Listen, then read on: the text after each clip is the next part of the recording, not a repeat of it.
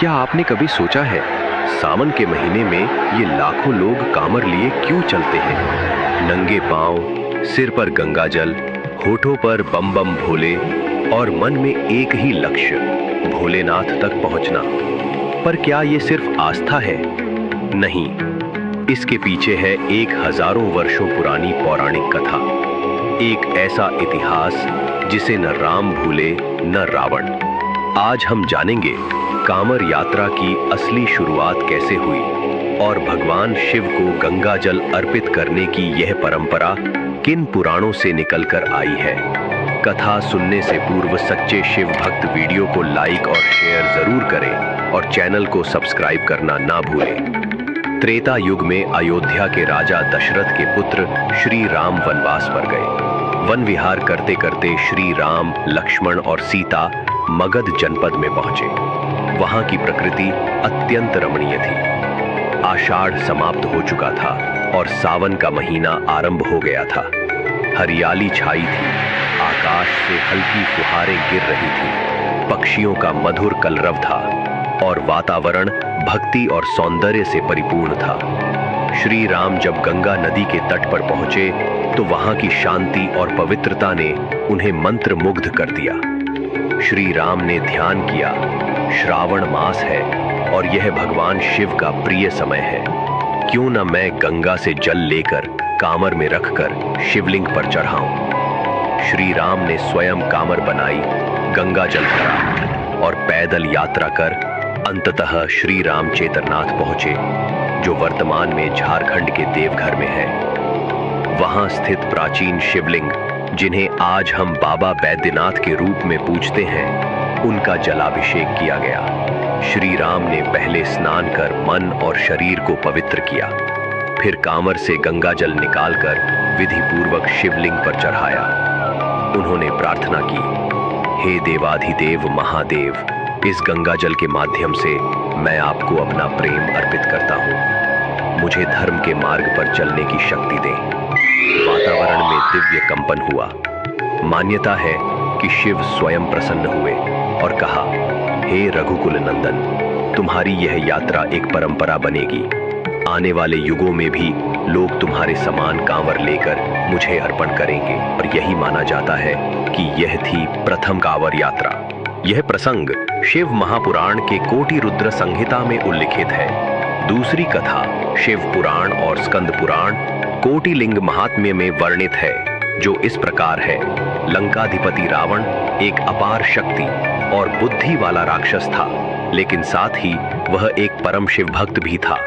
उसने कैलाश पर्वत पर वर्षों तक कठोर तपस्या की। रावण की तपस्या इतनी उग्र थी कि उसने एक एक करके अपने 10 सिर काटकर भगवान शिव को अर्पित किए। हर बार जब वह एक सिर काटता तो शिव मंत्रों से नया सिर उत्पन्न करता और पुनः अर्पण करता। इस अभूतपूर्व बलिदान और तपस्या से प्रसन्न होकर भगवान शिव प्रकट हुए। शिव जी ने पूछा, रावण, तुम मुझसे क्या वरदान चाहते हो?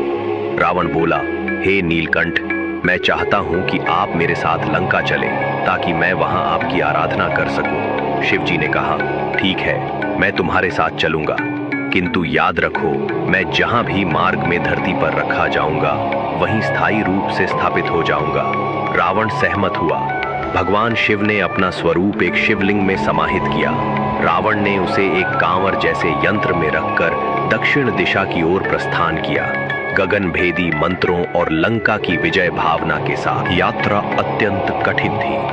पहाड़, नदियां, जंगल, गर्मी, लेकिन रावण न रुका। देवगण भयभीत हो उठे। यदि शिव स्वयं रावण के साथ लंका पहुंच गए तो रावण अपराजय हो जाएगा। इंद्र, विष्णु, ब्रह्मा और अन्य देवता एकत्र हुए और उपाय सोचने लगे। भगवान विष्णु ने योजना बनाई। वह स्वयं एक ग्वाले का रूप धारण करेंगे। जब रावण चिता भूमि पहुंचा तो उसे लघु शंका की आवश्यकता हुई।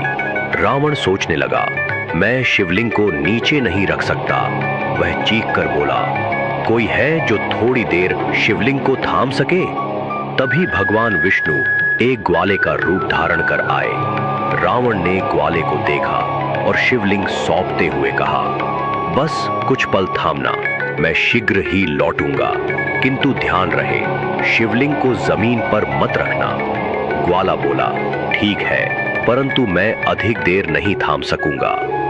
जैसे ही रावण दूर गया, ग्वाले ने शिवलिंग को नीचे धरती पर रख दिया। शिवलिंग जमीन से ऐसा चिपक गया मानो वह वहां जन्मा हो। कुछ समय बाद रावण लौटकर आया और देखा शिवलिंग धरती पर रखा है तो वह क्रोधित हो उठा। उसने पूरी ताकत लगाकर शिवलिंग को उठाने की कोशिश की, परंतु शिवलिंग टस से मस नहीं हुआ। उसने शिवलिंग को खींचा और उस पर उसकी उंगलियों के निशान रह गए। आज भी बाबा बैद्यनाथ के शिवलिंग पर एक हल्का सा दबाव महसूस होता है, जो इसी कथा से जुड़ा है। तभी आकाशवाणी हुई। भगवान शिव बोले, रावण, तुमने शिवलिंग को धरती पर रखा है, अब यहीं मेरा वास होगा। यह भूमि अब तीर्थ बन गई है। जो भी भक्त श्रद्धा से यहाँ आकर मुझे जल चढ़ाएगा, उसकी सभी मनोकामनाएं पूर्ण होंगी और उसे मोक्ष की प्राप्ति होगी। रावण निराश तो हुआ, लेकिन उसने वहीं पर शिवलिंग की पूजा अर्चना की और शिवलिंग पर जल चढ़ाया और लंका लौट गया। यह वही स्थल है जो आज बाबा बैद्यनाथ धाम के नाम से प्रसिद्ध है। यह वर्तमान झारखंड के देवघर में स्थित है, जहां सावन में लाखों भक्त गंगा से जल भरकर लोग कांवर में रखकर पैदल चलकर देवघर पहुंचते हैं और बाबा बैद्यनाथ पर चढ़ाते हैं। पद्म पुराण के अनुसार गंगा जल की एक एक बूंद में तीर्थों का सार होता है। यह जल शिव को सबसे प्रिय है, क्योंकि उन्होंने गंगा को अपनी जटाओं में समाहित किया। जब भक्त गंगा जल लेकर शिवलिंग पर अर्पित करता है तो वह पापों से मुक्त होता है। सावन मास में यह प्रभाव 1000 गुना बढ़ जाता है। स्कंद पुराण के अनुसार श्रावणे मासी गंगायाम स्नात्वा शिवम पूजयेत् अर्चयित्वा जलम दत्वा मुक्तो भवति जन्मता। हर बूंद में गंगा का वरदान होता है, और जब वही बूंदें कांवर में रख शिवलिंग पर अर्पित होती हैं तो यहीं से खुलता है कल्याण का मार्ग। कांवर यात्रा सिर्फ एक दूरी नहीं, यह है आत्मनियंत्रण की यात्रा है। नंगे पांव चलना, कांवर को जमीन पर न रखना, बम बम भोले का जाप, ब्रह्मचर्य पालन, यह सब अर्जुन की एकाग्रता जैसा ही संकल्प है। कांवर यात्रा सिर्फ एक परंपरा नहीं, यह एक जीवित कथा है जिसमें श्री राम की भक्ति है, रावण की शक्ति है, गंगा की पवित्रता है और शिव की करुणा। यह यात्रा हर वर्ष याद दिलाती है कि जब आप खुद को शिव के चरणों में समर्पित कर देते हैं तो हर कष्ट, हर तपस्या मोक्ष बन जाती है।